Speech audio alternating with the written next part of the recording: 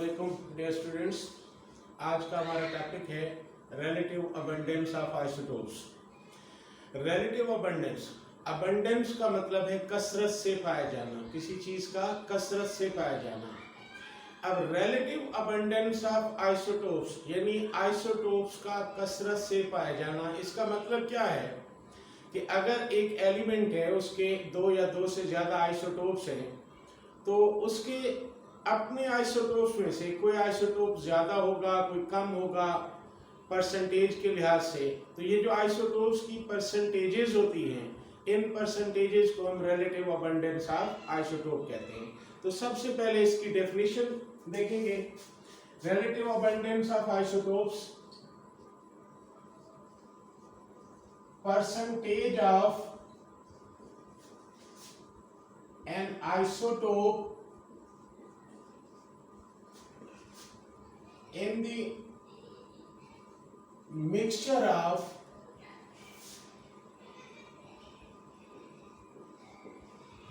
different isotopes of an element is called relative abundance of isotopes. For example, अगर आपको कहा जाता है कि एक सिलेंडर है जिसमें नियॉन गैस फिल है, नियॉन के 3 आइसोटोप्स होते हैं, नियॉन 10, 20। जैसा कि आपको मालूम है ये 10 इसका एटॉमिक नंबर और 20 एटॉमिक मास है। Neon 10, 21, neon 10, 22, 3 isotopes of neon है। अगर आपको कहा जाए कि ये एक सिलेंडर है जिसमें नियॉन गैस फिल की हुई है, अब इस सिलेंडर में नियॉन गैस फिल की हुई है तो इसका मतलब इस सिलेंडर में इन तीनों आइसोटोप्स का मिक्सचर मौजूद होगा।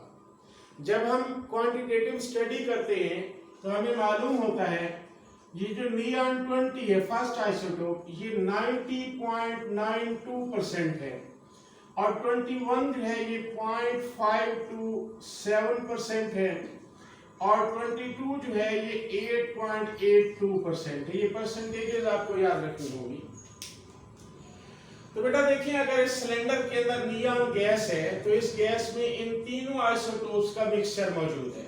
उस मिक्सचर की क्वांटिटेटिव स्टडी जब हम करते हैं तो नियॉन 20 फर्स्ट आइसोटोप 90.92%, ये इसकी रिलेटिव अबंडेंस कहलाएगी जो परसेंटेज है। इसी तरह से 21.527%, 22 जो है 8.82%। तो ये नियॉन की तीनों आइसोटोप्स की जो परसेंटेजेस हैं एक्चुअली ये क्या है, इसकी रिलेटिव अबंडेंस है। इसी तरह से अगर हम एक दूसरी एग्जांपल देखें, क्लोरीन है 1735, 17 इसका एटॉमिक नंबर है, 35 एटॉमिक मास है। सेकंड आइसोटोप 1737, अब 17 एटॉमिक मास, 30 अपना एटॉमिक नंबर और 37 एटॉमिक मास है। फर्स्ट आइसोटोप 75% और सेकंड आइसोटोप 25%, ये परसेंटेजेस एग्जिस्ट करती हैं। अब इस सिलेंडर के अंदर हमने नियॉन गैस को फिल किया हुआ है तो इसका मतलब क्लोरीन गैस को फिल किया हुआ है तो इसका मतलब क्या है, इस सिलेंडर में क्लोरीन के ये दोनों आइसोटोप्स का मिक्सचर मौजूद है। उस मिक्सचर में 75% फर्स्ट आइसोटोप, 25% सेकंड आइसोटोप है। तो ये जो परसेंटेजेस हैं आइसोटोप्स की, ये इनकी रिलेटिव अबंडेंस कहलाती है। अब हम एक क्राइटेरिया बनाते हैं कि हमें एलिमेंट्स की रिलेटिव अबंडेंस किस तरह से पता चलेगी। अब बेटा देखिए, criteria of relative abundance of isotopes. अब क्राइटेरिया का मतलब क्या है, हम एक तरीकाकार बना लेते हैं, कोई एक स्केल बना लेते हैं, पैमाना बना लेते हैं जिसकी मदद से हमें रिलेटिव अबंडेंस ऑफ आइसोटोप को स्टडी करने में आसानी होगी। तो इससे पहले हमें सबसे मालूम होना चाहिए कि total number of stable isotopes वो है 280। Total number of stable isotopes 280। इसके बाद नंबर ऑफ रेडियोएक्टिव आइसोटोप्स 40। इसके बाद the elements having odd atomic numbers have not more than 2 isotopes। यानी ऐसे तमाम एलिमेंट्स जिनका एटॉमिक नंबर 8 नंबर हो, उनके आइसोटोप्स की तादाद 2 से ज्यादा नहीं होगी, यानी 1 आइसोटोप होगा या 2 होगा। मोस्टली एलिमेंट्स ऐसे जिनके एटॉमिक नंबर्स 8 नंबर हों, उनके आइसोटोप्स की तादाद मोर देन 2 नहीं होगी। 8 नंबर किसे कहते हैं? यानी ये वो नंबर होता है जिसको हम 2 पे कंप्लीटली डिवाइड नहीं कर सकते, जैसे 1, 3, 5, 7, 9, 11 up to so on. 8 number वाले एटॉमिक नंबर रखने वाले एलिमेंट्स जो हैं, उनके आइसोटोप्स की तादाद मोर देन 2 नहीं होगी। इसके बाद second point, the elements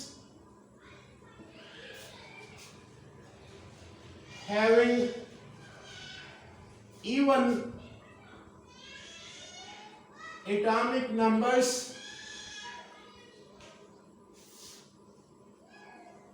their isotopes are abundant। यानी ऐसे एलिमेंट्स जिनके इवन एटॉमिक नंबर्स हों, जिन्हें 2 पे पूरा पूरा तकसीम किया जा सकता हो, उनके आइसोटोप्स अबंडेंट होते हैं, कसरत से पाए जाते हैं। अब बेटा देखिए इनकी तादाद कितनी, 154 एलिमेंट्स या 154 आइसोटोप्स हैव इवन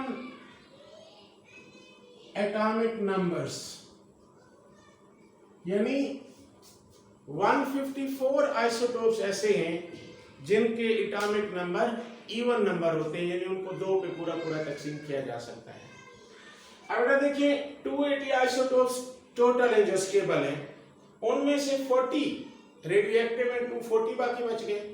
240 में से 154 जो हैं वो इवन नंबर वाले हैं, 8 नंबर वाले थोड़े ही बचते हैं। तो 8 नंबर जिन एलिमेंट्स का एटॉमिक नंबर 8 नंबर होगा, उनके आइसोटोप्स जो हैं वो मोर देन 2 नहीं होंगे, और जिनका एटॉमिक नंबर इवन होगा, उनके आइसोटोप्स क्या होते हैं? अबंडेंट होते हैं, कसरत से पाए जाते हैं। Next point, the elements having atomic masses 4 are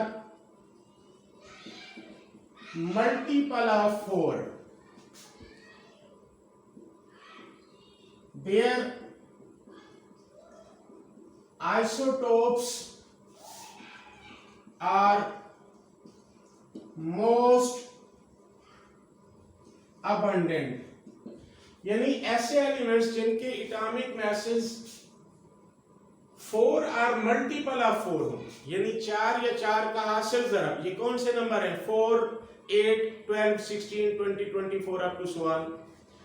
ऐसे एलिमेंट्स जिनके atomic mass 4 are multiple of 4 हो, उनके आइसोटोप्स क्या है? मोस्ट अबंडेंट, इंतहाई ज्यादा पाए जाते हैं। तो बेटा देखिए हमने ये क्राइटेरिया पढ़ा कि कुछ एलिमेंट्स जिनके एटॉमिक नंबर्स 8 नंबर हैं, उनके आइसोटोप्स बहुत कम हैं, 1 और 2।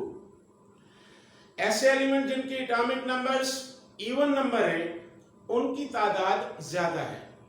और ऐसे आइसोटोप्स जिनके एटॉमिक मासेस 4 और मल्टीपल ऑफ 4 हैं, उनके आइसोटोप्स की तादाद बहुत ज्यादा है, दे आर मोस्ट अबंडेंट। अब बेटा देखिए, for example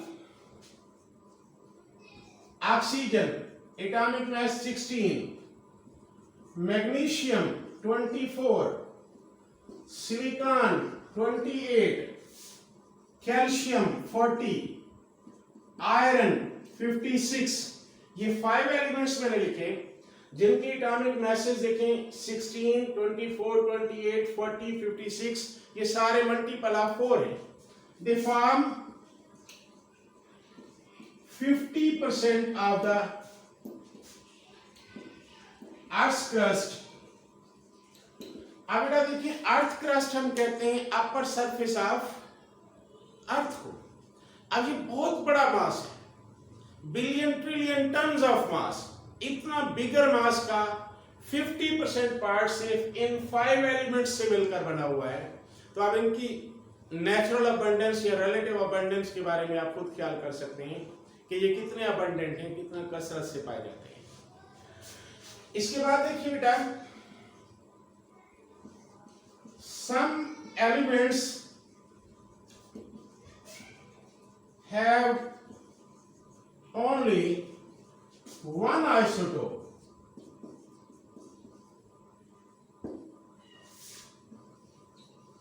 They are called monoisotopic elements.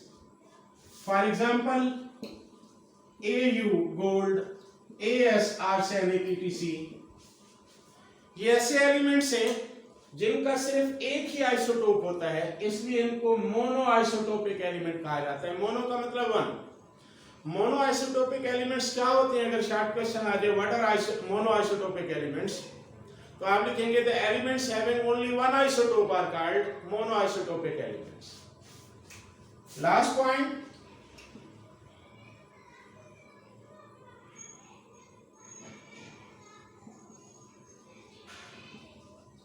more than 300 unstable isotopes have been studied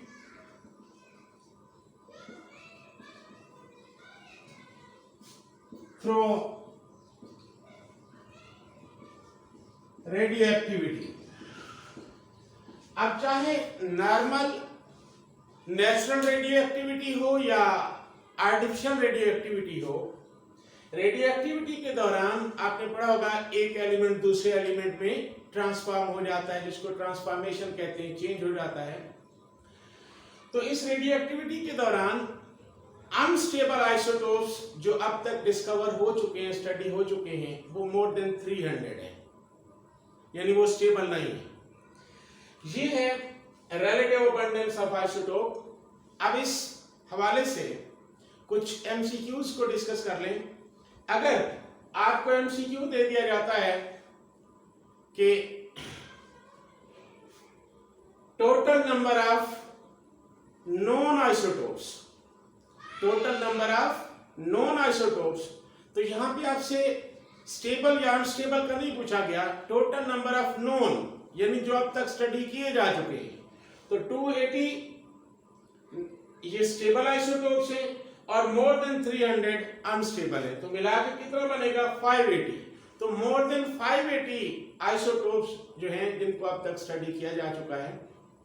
अगर एमसीक्यू आ जाए कि total number of stable isotope, तो तब हम 280 सिलेक्ट करेंगे, स्टेबल 280, अनस्टेबल कितने, मोर देन 300, मोर देन 300। अल्लाह हाफ़िज़।